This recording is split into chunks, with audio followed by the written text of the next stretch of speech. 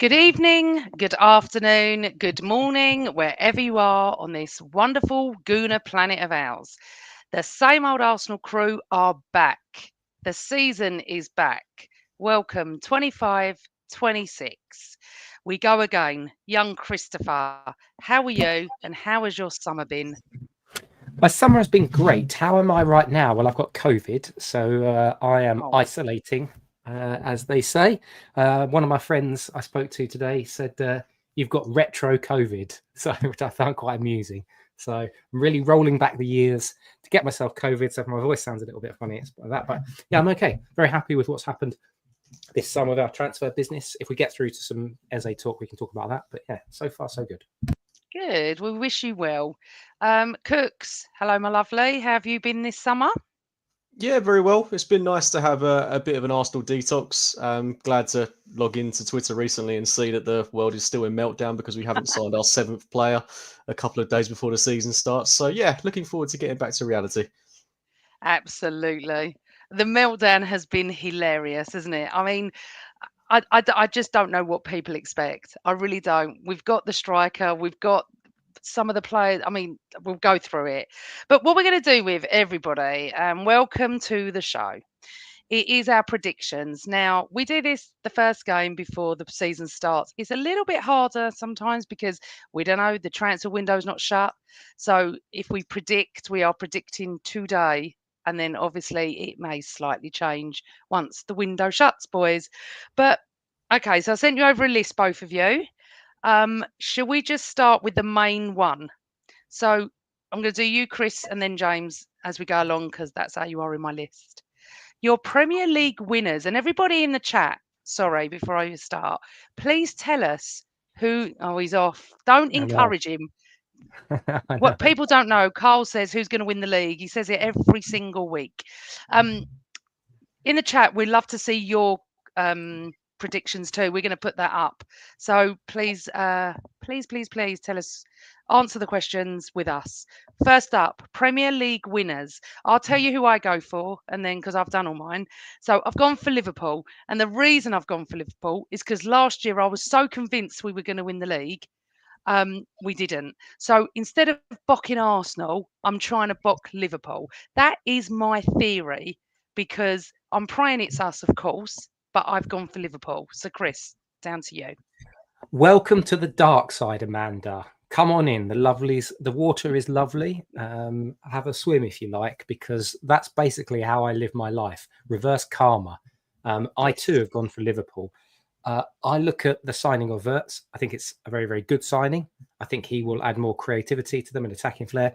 I think Ekatike will be good. And if they get Isak, which I think that's almost nailed that they'll get, because Newcastle and Liverpool will come to a compromise. It's So just do going to I. happen. I can't see it not happening. That front line is scary good.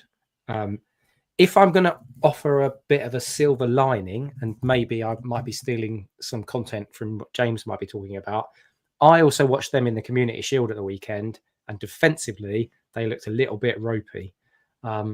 My hope is that Salah has he's got the Aubameyang contract vibes, and that Van Dijk has already peaked at 34 years old, and we see a few more mistakes in him. And also, can we please have some referees that will actually look at Van Dijk elbowing, kicking, uh, generally just being a bit of a prat, a bit of a dickhead, and getting away with it. So I was I'm trying to saying not Liverpool, mention but referees. my hope is that we get some proper referees that will take a look at Van Dijk this season and go, "Do you know what, mate?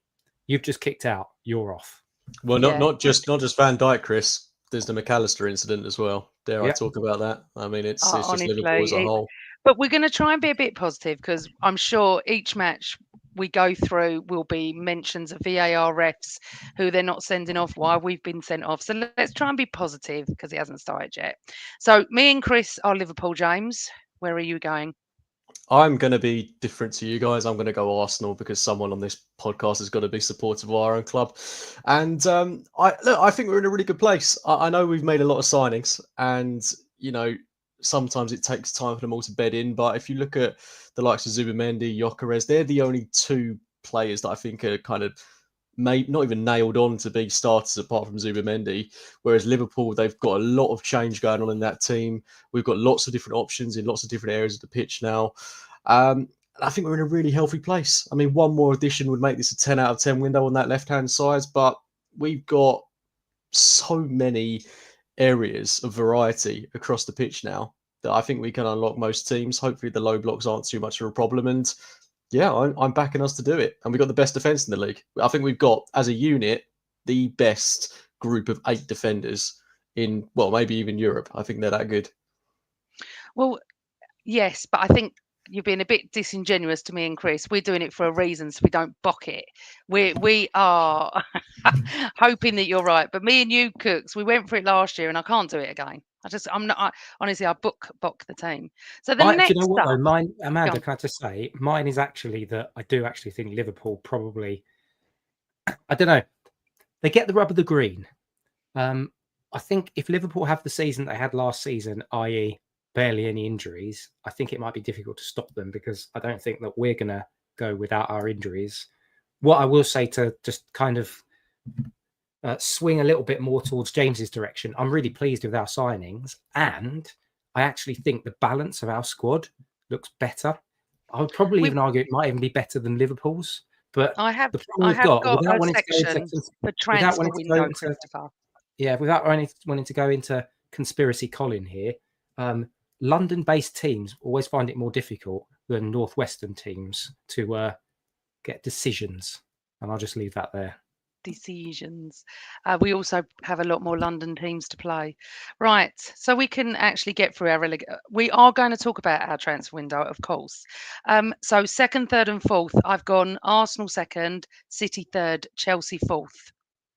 Chris, I want everybody, I've got my new book that they all laugh at me about. So I've gone Arsenal 2nd, City 3rd, Tottenham 4th. Oh, shut up. Booze in the aisles. Let me explain my workings there. I actually think Thomas Frank is going to turn Tottenham into an organised, disciplined team who will be difficult to beat, and then they're going to rely on the creativity. If they get Savinho, if they get Eze, again, maybe this is tipping into the transfer part, but if they get those players, then, and also they weren't as terrible a team as their league form suggested last season. They had a lot of injuries as well. If they don't pick up as many injuries, I think they're at least a top 6 side. And I was thinking about this earlier. A lot of people are getting high on Chelsea. I'm not sure. Newcastle might be Isaacless and they'll be in the Champions League. Not sure. I don't think Forest can have the same sort of season. I think City will be with us, so it'll be close. Who are the other options? Man United, not sure. Their midfield looks aging. The defence looks a bit creaky. Yeah, they've spent £200 million on attackers, but you don't know that they're going to click. So I just kind of feel like who else is there? It probably is Tottenham. Well, I think Everton signing Grealish as well, you know, they're a little bit of a tough team to beat. If you're going with Tottenham up there because of their injuries, well, what about us? We had millions of injuries, and I don't know, Chris.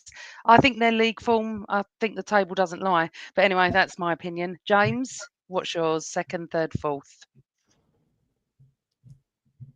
Muted. Can you unmute? Yeah, you can tell it's been a while. First one of the season. I'm just going to leave. I'm done. No, I'm joking. I've gone Liverpool 2nd, Chelsea 3rd, and City 4th.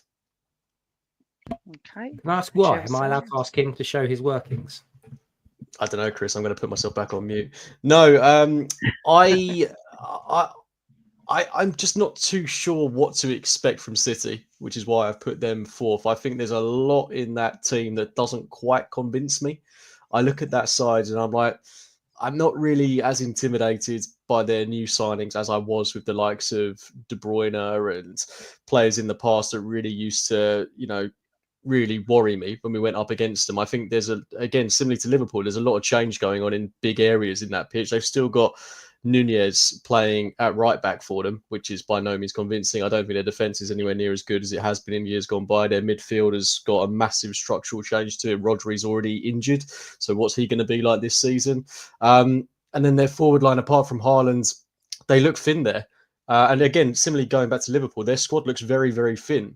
Okay, if they get Isaac in, if they get Gay in, that changes things. But Yeah. they've lost Diaz, they've lost Nunez, they've lost Kwanzaa. Harvey Elliott looks to be going out the door. There's a lot of players leaving Liverpool, and yes, they've spent big money, but they're not spent it on a lot of players like we have. They've spent it on, okay, arguably the best of the best, which could play dividends for them, but there's a huge gamble that they need to stay fit for the entirety of the season. Just look at their bench in the Community Shield. It's really, really, really weak. So I think that could come back to haunt them. They've got Salah, that's 33, Van Dijk, that's 34. If they're playing every game, are they going to be able to maintain that? Not to mention it's African Cup of Nations year, so they lose Salah for a month. Thankfully, at the time when we played them, so that's good news for us. And then Chelsea, I think they've got a really good foundation of a team that is set up to do well. Their midfield pretty much picks itself. They've got Caicedo in there, they've got Enzo, they've got Palmer playing just ahead of them. Okay, I still think on the wings is where things are up for debate. Not entirely convinced by Neto. Don't really know what we're going to get from Gittins. I think arguably they've lost one of their better wingers in Madueke to us. But up top with Pedro, with Delap, they're good signings. I'm not entirely convinced they're going to do as well across a league season as they have done in pre-season, but nonetheless, they look like good additions. And then in defence, they've got plenty of options there. Again, are they the most convincing? Not too sure. They've already lost Levi Colwill, but I just think the core of that group is there now. So I know it sounds crazy that I'm talking about Chelsea being a settled team, but I think out of all the teams that could potentially vie for that spot, I think they're poised for it. So yeah, that's my logic behind it. Can I just say one thing on Chelsea? I have developed in the last 12 months a visceral hatred for that club that I didn't really think could exist ever again. They are everything that is fundamentally wrong with football. I was speaking to a Leeds fan who I work with, and he used a perfect word to describe Chelsea: grubby. Everything about that club is grubby. Selling your own women's team, selling a hotel to yourself, fluking, getting into the not fluking, but fluking the £100 million for the Club World Cup. Like, if you watch the teams that they played Mickey Mouse teams all the way to the final, when they then played a PSG side who were absolutely dead on their feet because they'd played something like 75 games. It just winds me up how they just seem to get away with it. And so it's kind of, and then you've got little things like clubs like us happily going to them and saying, we'll just pay whatever you want for Madueke. I had a debate about this on a WhatsApp group where we talked about, why didn't we just hold fire on Madueke towards the end of the window when Chelsea needed to sell? It's probably a conversation for another day because we've got a lot to get through. But yeah. But someone else might come in for him, Chris. We don't know if anyone else was interested, do we? So maybe that's why they acted fast. Because we get criticised if we acted fast and buy a player that some of the Gooner world doesn't like. I just go back to Havertz again. But anyway, okay, that's fair enough. And yes, you did do your homework, young cooks. Well done. Right, FA Cup, Arsenal for me. Chris? I think I had Man City. And probably for similar reasons to what James was talking about. They're a little bit like an unknown quantity, but it feels like the sort of competition where they might then go quite far in. I don't know why. I just got a weird feeling about it. It's for similar reasons to you said, Cooks. And I kind of thought it's the sort of thing that we used to do. Do you remember those 3 or 4 years where we won the FA Cup towards the end of Wenger's reign? And we were sort of bumbling. We were a bumbling along team. We were a good team. We weren't a great team, but we seemed to just turn it on in the cups. Yeah, City. Okay, I've gone Arsenal. You've gone City. Where are you going, Cooks? I think we're going to do a League and Cup double. That's how optimistic I am. Just wait till we get to the League Cup and Champions League. We're doing a quadruple. No, that'd be silly.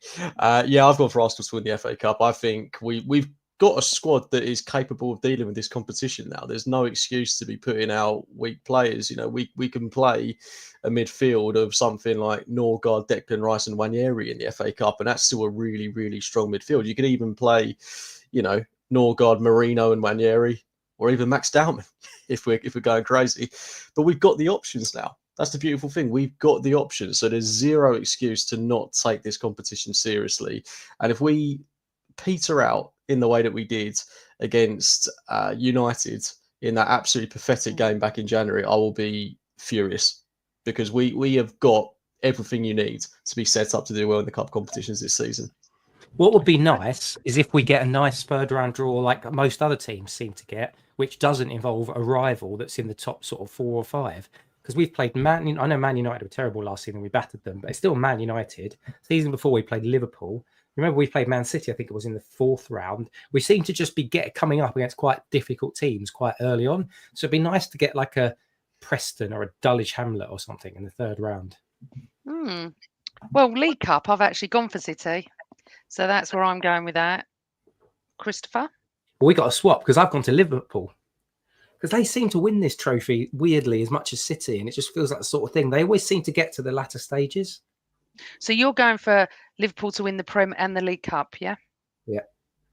Sadly, I'm trying to manifest, like anti-manifest, but yeah. Okay, go on. I'm going for Everton to win the League Cup. I think that they've made some good signings this window, and I don't want it to be a big team that wins it. Really, I'm not, out of all the cup competitions, the League Cup is the one that I am more open to seeing the likes of Josh Nichols, etc., playing. You know, when we played that team against Bolton in September last year, like that sort of blend of youth and experience, I'm quite happy to see that sort of lineup, because I do think the League Cup, as much as I'm kind of contradicting myself in what I said previously about the FA Cup, it was a bit detrimental to us when we had those ties against Newcastle in January. Like that's when we lost Martinelli, that's when we lost Kai Havertz, and just everything unraveled from that point. So I'll be disappointed if we go. Like, it's hard not to be disappointed if we go out in the League Cup early on. But if we go out and we've played a load of kids, then I can accept it a little bit more. But look, again, we've got the players to do it. No reason why we can't rotate. So let's see what happens. But in answer to the question, I'm going for Jack Grealish's Everton. Okay. Right. Champions League winners. As I said, I'm not bocking Arsenal in this, so I've gone PSG. I've taken the easy route. Chris? I think Real Madrid. I think Xabi Alonso might. It's the sort of thing that they might even prioritise. You know, it's the sort of thing that you could imagine Xabi Alonso, if he can get Real Madrid ticking, then they're always formidable in this competition. Cooks? I'm going Barcelona. They came very close last season. They should have beaten Inter Milan, if we're being honest. They definitely should have beaten Inter Milan. And I just think with Yamal, arguably the best player in the world at the minute, they've got Rafinha on the other side, really good options in midfield, so much talent in defence. I think this young Barcelona team will win the Champions League next year.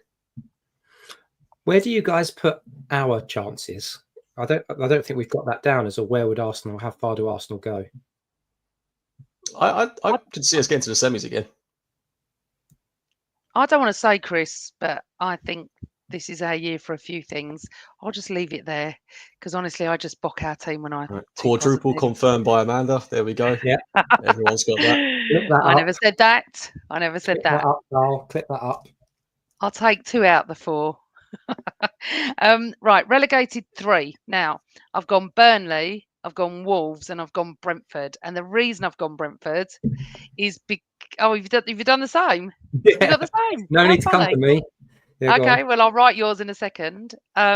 Because Carl and I were talking about this, and we realised how many players have left Brentford, and lost their manager. So, although I would never think Brentford would go down, it's a possibility, isn't it, Christopher? Yeah, and that was my reasoning too. Lost Mbuemo, they'll probably lose Vissa, lost their captain Norgard. I don't know how many players they've been able to get in. Lost their manager, who's the glue that keeps it all together. And is it Richards? What's his name? What's his name? Keith Andrews. Keith Andrews, that's it. Keith Richards, not Keith Richards. Keith Andrews. I don't know. Not attested in the Premier League. Young manager. Going to be quite difficult to follow Thomas Frank. Feels a bit like the Poison Chalice sort of job, like the Brentford equivalent of Poison Chalice job. So I think that could go quite badly, quite wrong, quite quickly. Okay. Cooks? Similarly to you guys, I've gone Burnley, Leeds, and Brentford as well, which is a shame.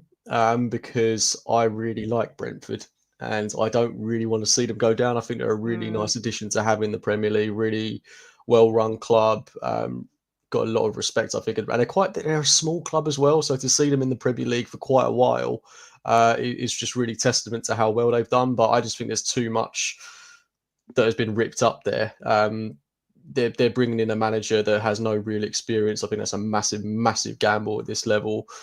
They've lost too many key components to that side. So I think it'll be nothing short of a miracle if they stay in a division. And they're looking to lose Visser on top of all this as well. So their whole attack has changed. They've lost their anchor in midfield in Norgard. I think they lost their goalkeeper as well. They've lost, their manager that's been there for ages. It's not looking good for them. Burnley and Leeds, I just don't think they're strong enough. To be quite honest, I just don't think their squads are strong enough. Having looked at them and looking at the players they have signed, Burnley, I think they signed Broja from Chelsea. I mean, it's just a speculative signing at best. And I'm keeping Sunderland in the Premier League purely because of the Xhaka vibes. That man will keep them up single-handedly. Yeah. So yeah, that's my take on it. And their fans remind me of the 12th man as well, Sunderland. Well, we've all gone Burnley and Brentford. It's the only change is Leeds for you. So let's see. Right. So Golden Boot. Right. I can't say his name. Etiquette, the one who's signed for Liverpool. Etiquette. I like that. Let's go with Etiquette. Okay. What is it though? Etiquette. Ekitike. Blimey, I said it first time. I'm going with him because I want to bock him. And Golden Glove, I've gone with Raya. So I don't want to bock him. So it doesn't make sense, my predictions. But I've gone Ekiteke and Raya. So, Chris, who are you? Ekiteke. I mean, honestly, James, what are we living with? We've got to do a whole thing. Do you know the worst thing about this is, Chris? People think I do it on purpose. So in the last show, someone went in there because we were talking about some with the girls in the last show.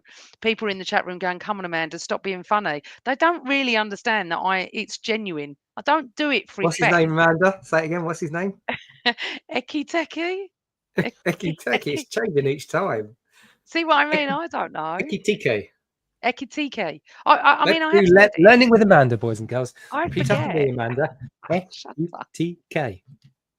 Ekiteke. Well done. Round of applause. Right, although Carl Fern does not agree with me, missed a lot of chances. And Melissa's saying I'll never get his right. I think it's a woman thing. But anyway, so I've gone whatever it is, and Raya. So Chris, for you. I do not get the Ekiteke sign at all. Like, he massively underperforms his XG in Germany. So how's he not going to do that here? I don't think he's going to get much game time either. I think he'll get game time, but not as much, because I think they're going to play Isak. They can't just chuck them all on, can they? They've got Gakpo. They've just signed this guy that I can't say his name. They're going to get Isak. They've got Wirtz. What are they going to do? Play like 5 up front? Yeah, but they've just signed him. They're not going to leave him on the bench, are they? Yeah. Bring up Emerson Cozy's message, because that's who's going to win the Golden Boot. I think it'll just be Haaland. It's boring. He's a robot. He's annoying. It's a Man City player again, but I think Salah's due I think Salah's due a dip. My old mate Giles on social media, on Twitter, when the Community Shield was posting up some comments about Salah, because Salah barely had any influence in the game whatsoever.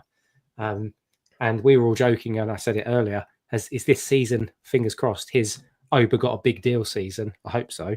But yeah, so I'm going Haaland, because I'm not sure you can look at any of the other contenders. Maybe you could look at Watkins, but I think there's a little bit of uncertainty around Watkins. I think Gyökeres will be rotated with Havertz. I don't think he'll get as much game time. I don't think Sesko is going to. I hope Sesko is not going to bang and be like a 30 goal a season. All of his data and numbers suggest he won't be.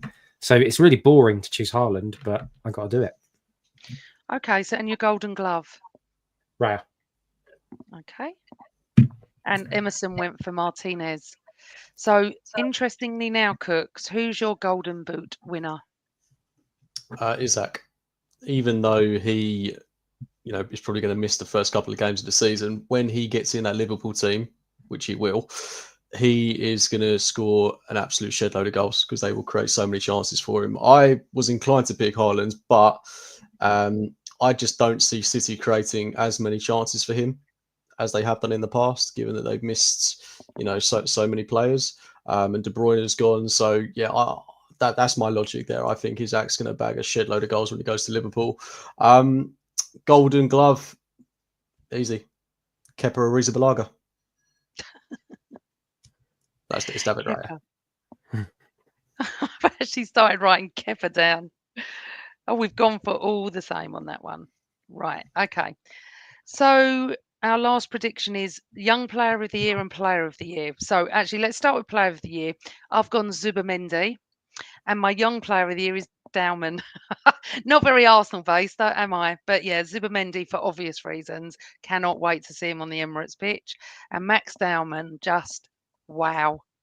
Wow. Someone actually called him the young Messi the other day. I don't want to get carried away, but at 15 years of age, it's a wow for me. But please God, he gets player of the year, young player of the year, and Zubimendi. So who are you going for, young Chris?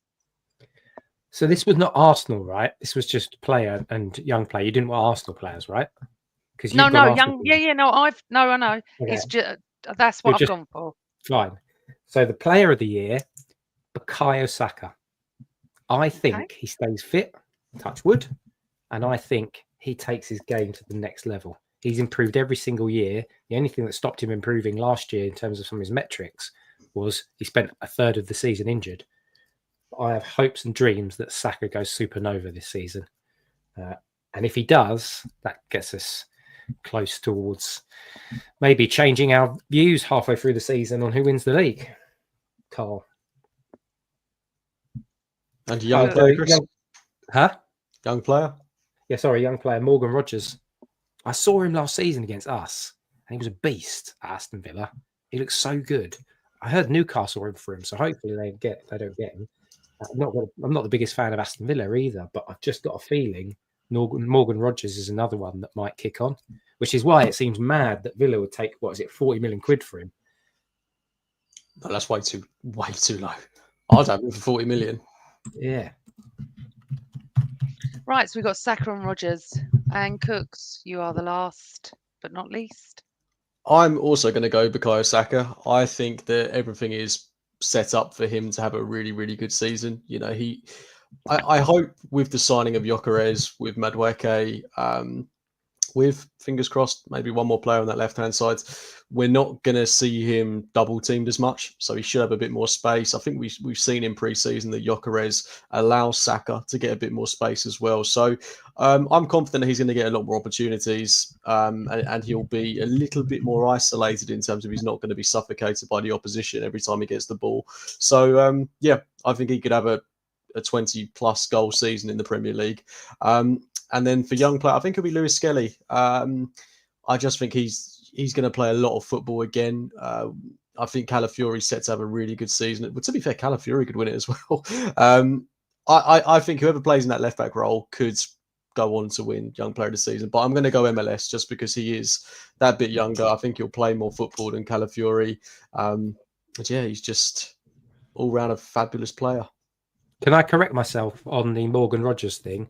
It's Jacob Ramsey that Villa want 40 million from Newcastle for. So I got myself muddled up there. So I dial it back. Is that when you were typing? Yes. Is that what you were looking at? Okay, so everybody, we have done our predictions for 25-26, and we look at these on the very last game sort of show of the season next May. We didn't do that well last season. I think this season, let's hope that James is right in the Premier League. James and I are right in the FA Cup. And none of us have gone for Champions League for Arsenal. So let's just hope that we've boxed everybody else. But you know what? It's a very exciting season ahead because you boys have alluded to it the whole way through the show about our transfer window. Now, I will just say that I lost my rag about Madueke and for some reason gained about 3 billion followers from that rant because I cannot believe how entitled, disgustingly spoiled and outrageous some Arsenal fans are on social media across all platforms to go at a player that has just signed for us. It's a dream for him and his family, and he was getting abuse. I just hope that when he starts scoring, because he will, and when he starts playing well, he sticks his fingers up at everybody. Because I'm so angry that we have treated someone like, I've never known anything like it. I don't know if you boys saw it all, but it was so outrageous that I lost my rag. I said it on the last podcast as well, that how dare Arsenal fans do that? That's just disgusting. I don't care whether you agree or not. You're entitled to not agree, boys, but you're not entitled to go and abuse him and slag him off like that when he's not even put a jersey on. And there's my rant over again. So, Chris, your view on the transfer window, Madueke, just take it away. I think the transfer window has been a 90% success. We have replaced Jorginho with Norgard, which I think, given age and what he represents, is probably an upgrade. And also, Arteta will probably use him a bit more than he used Jorginho. We've replaced Thomas Partey with Zubimendi, who I believe is an upgrade. We've replaced Gyökeres. We've replaced nobody up front with Gyökeres, so we've improved in our attack. Yeah. We've replaced Neto, who was a bit of a shambles keeper, with Kepa, who had a really good season with Bournemouth, so that's good. We have replaced the absolute travesty of a loan signing, Raheem Sterling, with Madueke. If you look at it, now that's an upgrade. I have my issues with the fee that we've paid, and as I alluded to, I have my issues with the timing of it, and I think it probably could have been a little bit better, but it is what it is. We move on. That's 5. I'm missing. Who am I missing? Mosquera. I think Mosquera is a fantastic signing. He looks very good in pre-season. Didn't know much about him, but he looks fast. He looks like he's a ball winner, recoverer. He looks like he's good on duels. I'm not sure what he's like in the air. I don't think I've seen him that much been tested because I didn't watch much of the Asia tour. But to me, he's looked really, really good. And him being a viable option to back up Saliba and get more minutes, like there's no way Mosquera's signing if he just thinks, well, I'm never going to play because they're going to play Saliba all the time. I think Arteta's told him, you're going to get 15 to 20 starts at least. Be interesting to see. I'm really happy with the window. Obviously, we alluded to the Eze thing before. I'm still convinced he's coming. I think Crystal Palace are just pushing our hand a little bit with the Spurs interest and stuff like that. I don't know. I was more confident a few days ago, but what do you think, Cooks? Talk about the window and obviously Eze. So with regards to the window, I'm delighted with it. I'm really, really happy, impressed, and a little bit surprised, quite frankly, at how quickly we've acted and got our business done so early. So hats off to the club for actually doing what we need to do quite desperately. And it's quite nice to be in a position now where, there's 2.5 weeks of the window left. It's going to start hotting up, and we're in a position where, touch wood, if we can get some players out, we can look at a market opportunity and maybe bring one more surprise package in. So I'm feeling very good. And even if we don't make any more signings, for the record, I think we do need to make one more on that left-hand side. But if we don't, I still think the squad is the healthiest it's been in a long, long time. We have variety, we have options.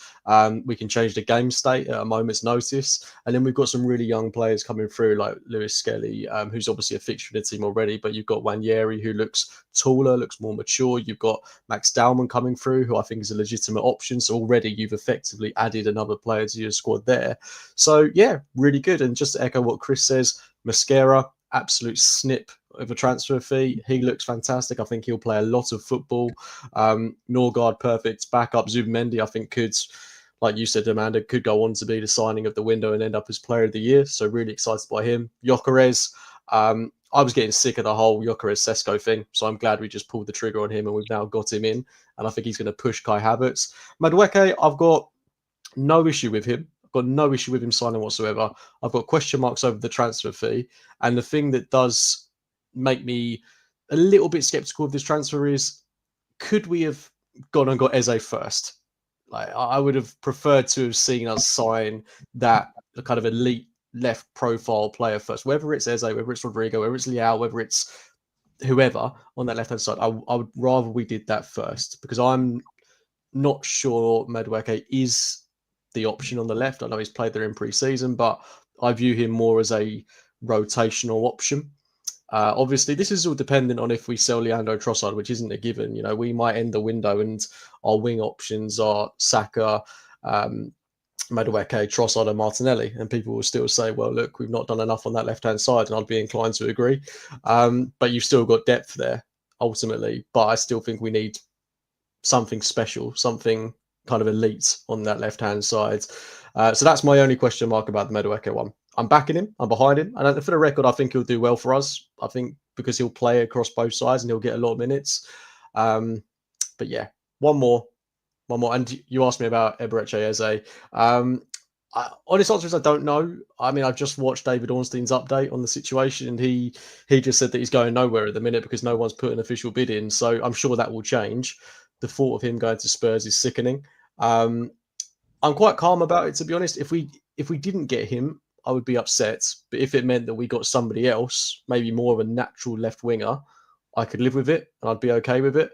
But I just love the player. You know, I really, really love Eze. I think he's a fantastic footballer. I think he'd fit in so well at Arsenal, being, you know, either a creative option in the midfield or playing on that left-hand side and maybe drifting into the midfield and up top. I think he's an absolute shoo-in for us. So fingers crossed we get it done.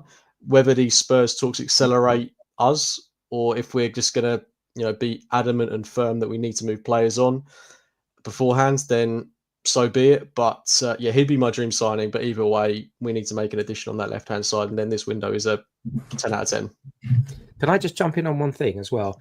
So you talked earlier, Cooks, about like the start, like the balance of the team and things like that. So balance, yes, but also I'm just looking now at last season, what we started with in terms of player availability. We were missing Kieran Tierney. We were missing Jakub Kiwior. This is for the first game. We were missing Tomiyasu, as we know, he was then out for ages. We were missing Marino because he had that freak injury. Well, he signed for us, like the first couple of games I think he missed, but then he signed for us. So we were missing him, but we were in the process of trying to sign him. And we were missing Gabriel Jesus. This season, who are we starting off the season with who's not fit? I can't think of anyone unless Mikel Arteta tells us something this week with players. Jesus. Calafiore not fit. No, he's back. Oh, he's back. okay. He Okay, played. good. So I think we're in a health-wise, we're in a better position. And I Touch and I wood. think, yeah, so Everyone, far. I'm touching wood. All right. And I think to your point, James, in every position, we've got balance again. Yeah, it seems like Jesus is the only one. And maybe Trossard, isn't he? He had a knock, didn't he? Oh, yeah, true. So we're all are we all convinced that Isak is going to Liverpool? Because I'm 1,000,000% convinced that that's what's going to happen. Yeah. Newcastle are not going to do what I'd love a club to do and put him on the bench and let that asset sit there. They're not going to do that. Can I jump in just with one thing as well on that? Do you know what's annoying me as well? Liverpool briefing into the press we want to respect the club. They've done it with Crystal Palace the last couple of days, and they did it when the original bid went in with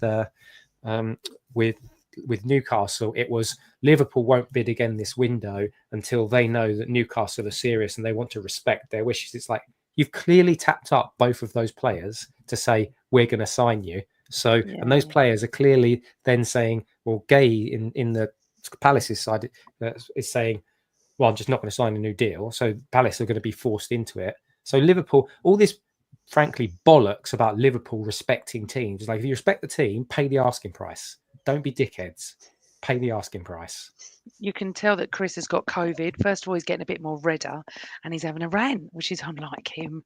Right. So John Rowe wants to know, so who do we sell? Because this is interesting, isn't it? I think we all agree on Trossard.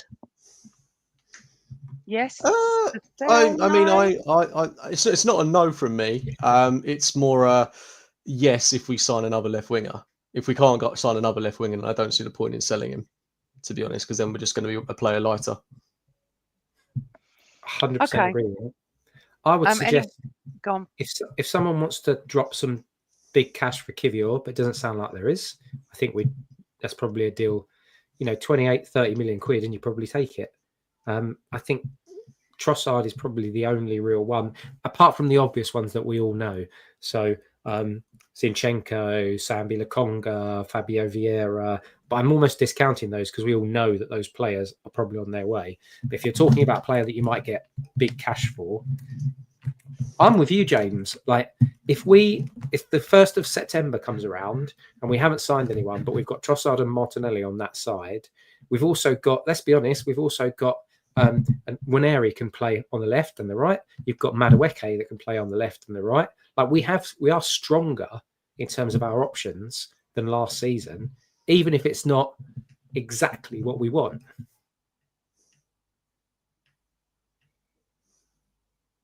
Have I frozen or not? No, I think I was thinking I've just stunned you all to silence. No, my thing went off because my internet's a bit lacking tonight. Okay, so Carl Fern said sell Zinchenko, Jesus, and Vieira. We have got some players to sell, haven't we, Cooks? We could get rid of quite a few off our wage bill, and I have heard Kivior might be off. So it's going to be really interesting in the next 3 weeks because it closes on September the 1st, doesn't it? Yeah, I'm not really in a massive rush to sell Kivior, to be quite honest with you. I remember last season when people were tossing up debating selling him or Tomiyasu, and I was always in the keep Kivior camp because I just think he's dependable. You know, when he comes in, you don't really notice a huge drop off in quality. Okay, you do in certain game states, but this is a guy that was really comfortable against Real Madrid in both legs. Arguably quite comfortable in the games against PSG as well. You know, games at the highest level, he does perform, and I wouldn't be accepting anything under 40 million for him. I think he, you know, when you look at what players in his position are going for, Premier League proven, prime age in his career, has done it against the very best in the world. It's £40 million player minimum for me.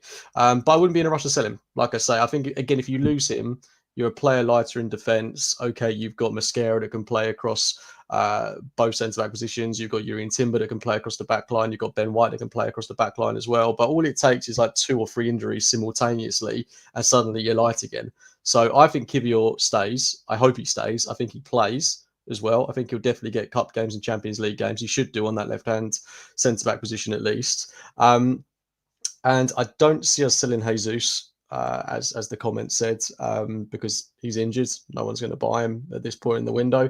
The only way I can see it happening is if we tear up his contract and get the wages off the books, but I'd be surprised if we did that. And to be honest, I'm quite intrigued to see what sort of player he is when he comes back in November. I don't think he'll play a lot, but, you know, it's still an option for us. And then, yeah, just the obvious ones that we've all spoken about, you know, Fabio Vieira, Zinchenko, Sambi Lokonga, Reece Nelson. You know, Reece is going to go out on loan again, which is baffling, but it's going to happen. So I think you're looking at, for all of those players gone by, I don't think you're going to get more than 20 million, to be honest with you. 20, 30 million at a push. It goes off the wage bill as well, which is what we need, isn't it? Yeah, definitely. You know what's mad? Like, I've almost just discounted Gabriel Jesus, but you're right, because he can play left or right. Madueke can play left or right. Trossard can play left. Gabriel Martinelli plays left. Like, we have actually good options. Let's not sleep. Gabriel Jesus has been a fantastic footballer for us. He just can't stay fit. Yeah, I know. And you know, he works so hard, doesn't he? So tenacious. We just want it to work for him. But he'll do a couple of good games and gets injured. It's such a shame. Such a shame. If he's back in like October and he's still with, I'm actually with you, James. You've cheered me up a little bit there, because I was thinking to myself, I've just discounted him. But October, November, and because we've already got other options in there, without wanting to go all full Arsene Wenger here, that is like a new signing happening midway through, in between transfer windows. I do think he'll go though in January. Yeah. I wouldn't be surprised if that happened, because doesn't the Brazilian league start at that? I might be wrong there, but you know, I wouldn't be surprised if we got him fit for November. He made a farewell appearance in December, and then he left. I don't think he'll play, but I do think if he was to stay to the summer, which I'm not adverse to, then you've got an option there. Can we also just quickly highlight this comment from John Rowe that we've done 1 for 1? Because this is something I've seen a lot this summer, which I quite strongly disagree with. Because I don't know about you guys, but I don't think we have done 1 for 1. You know, Kepa is an upgrade on Neto. Mosquera is an upgrade on Tomiyasu, who never played, so I'm not sure how you can count him as an option. Norgard is an upgrade on Jorginho because Arteta never trusted him towards the end. Zubimendi, yeah, okay, that's a replacement for Thomas Partey. Madueke is an addition essentially, and then you've got Gyökeres, who is also an addition because we didn't have another striker. So I don't really understand this logic. I agree. Can't really add anything to that, mate. I'm 100% with you. I just think it's easy to compare, and that's the logic of we're looking for. He's gone, so we've needed replaced. Just something else I wanted to touch on. I don't know if everyone's seen it. We have the Tony Adams interview regarding the captaincy regarding Arteta. Now, I want to start this off because obviously, absolutely idolised Tony. He was my captain through the 80s. You know, I've met him many times, love him.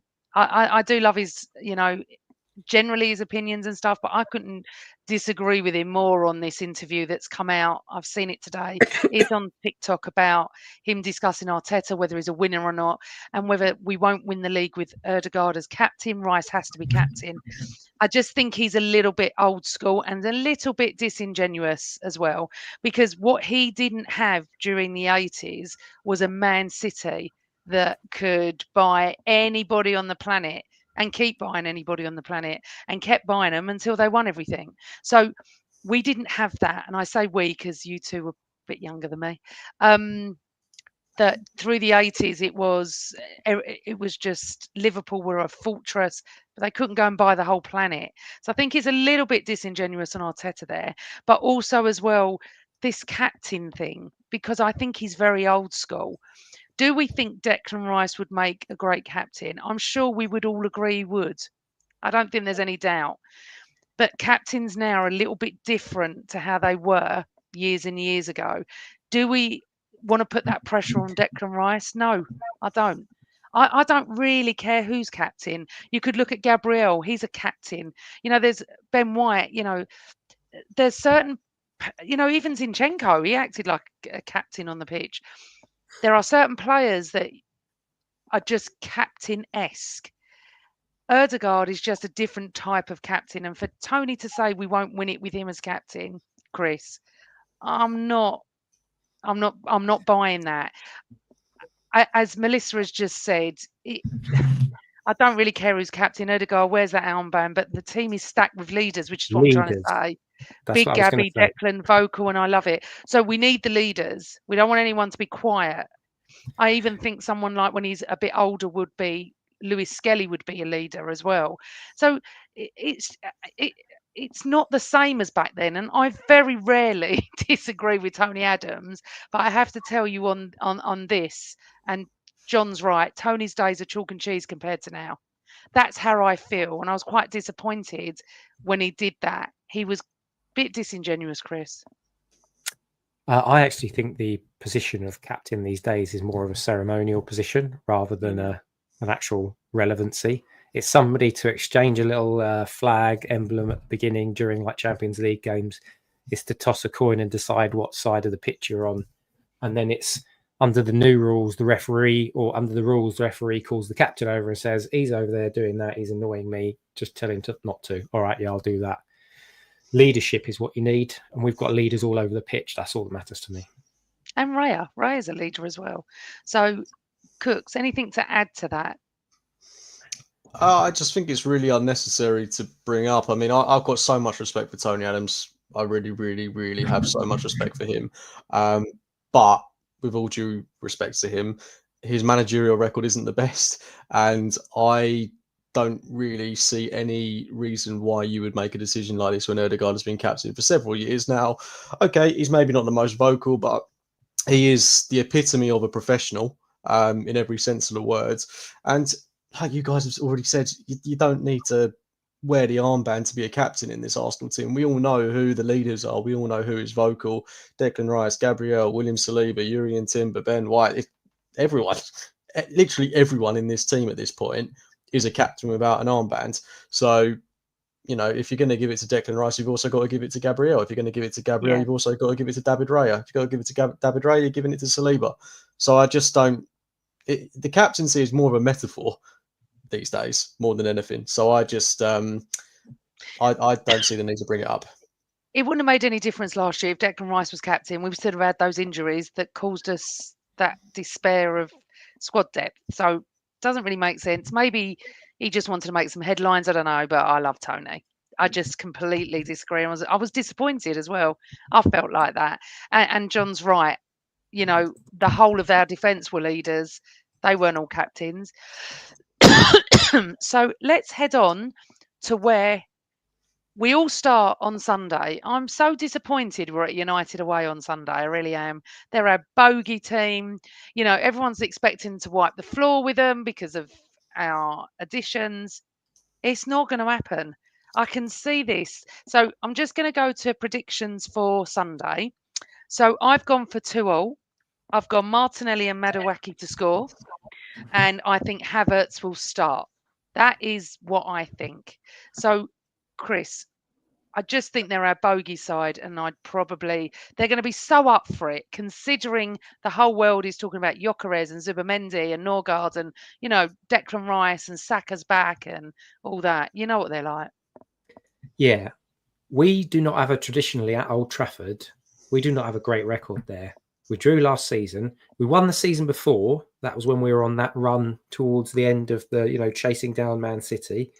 And I think 2 seasons before that. But if you go back over the last 20 years, I think we've won like twice in the league since Adebayor did that handball goal flick in sort of 16, 17 years ago. So our record is not great, even when there have been some pretty shit Man United teams as well.